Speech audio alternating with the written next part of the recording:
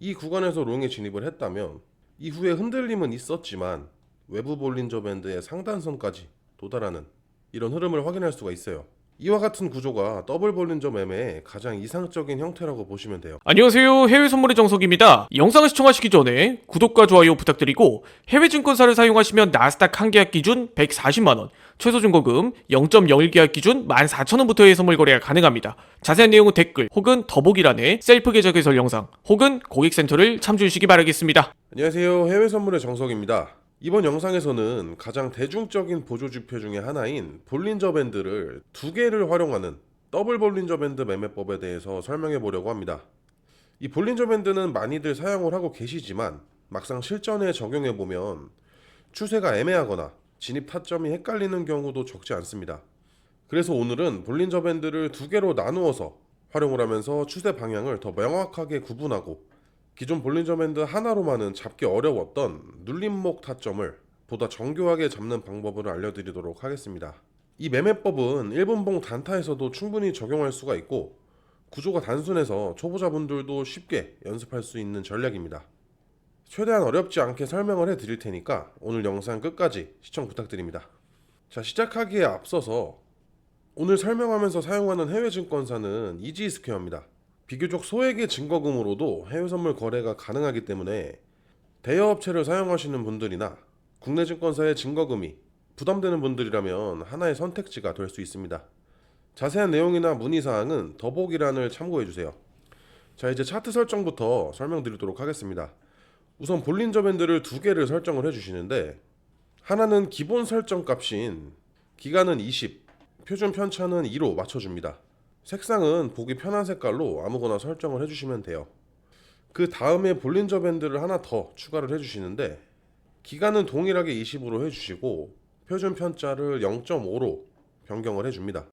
첫 번째 볼린저 밴드와 구분이 될 수 있도록 색상은 반드시 다르게 설정을 해주셔야 돼요. 이렇게 설정을 하고 나면 차트상에 넓게 형성이 되는 외부 볼린저 밴드와 안쪽에 형성이 되는 내부 볼린저 밴드, 총 두 개의 볼린저 밴드가 이렇게 겹쳐져서 나타나는 걸 확인을 할 수가 있습니다. 자, 이 더블 볼린저 밴드로 추세를 판단하는 방법은 캔들이 내부 볼린저 밴드 상단선보다 위에 이 구간에 위치를 하고 있다면 시장은 상승 추세로 판단을 해요. 반대로 내부 볼린저 밴드의 하단선 아래쪽에서 형성이 되는 경우에는 하락 추세로 해석을 합니다. 즉 내부 볼린저 밴드는 시장의 방향과 힘을 판단하는 추세 기준선 역할을 한다고 보시면 돼요. 이 매매법의 목표는 단순합니다. 상승 추세 속에서 안정적인 눌림목을 찾아내는 거예요. 그래서 횡보장이나 방향성이 없는 구간에서는 사용하지 않고 이렇게 저점과 고점을 높이면서 상승 흐름이 명확하게 나타난 구간에서만 접근을 해야 돼요. 자, 그럼 이제 진입 조건부터 설명을 드리겠습니다. 자, 먼저 롱 진입 기준으로는 첫 번째 조건은 전고점을 돌파하는 상승이 먼저 나와야 됩니다. 단순한 반등이 아니라 이전 고점을 넘어서는 추세적인 상승이 확인이 돼야 돼요. 두 번째 조건은 외부 볼린저 밴드의 상단선을 이렇게 돌파를 해야 돼요. 가격이 외부 볼린저 밴드의 상단선을 터치한다거나 이렇게 넘어섰다는 것은 현재 추세에 충분히 힘이 실려 있다는 의미입니다. 이 두 가지 조건이 동시에 충족이 되면 그 다음부터는 무리하게 추격하지 않고 다시 눌림이 나올 때까지 기다리는 단계로 넘어갑니다. 만약에 외부 볼린저 밴드 상단선을 돌파하고 나서 조정 없이 그대로 쭉 치고 올라간다면 그 구간은 과감하게 포기하시면 돼요. 이 전략은 기다림이 핵심이기 때문에 기회는 다시 오게 되어 있습니다. 급격한 상승 구간에서는 눌림이 짧게 끝나거나 바로 꺾이는 경우도 많기 때문에 확률이 낮아지는 구간은 제외하는 거예요.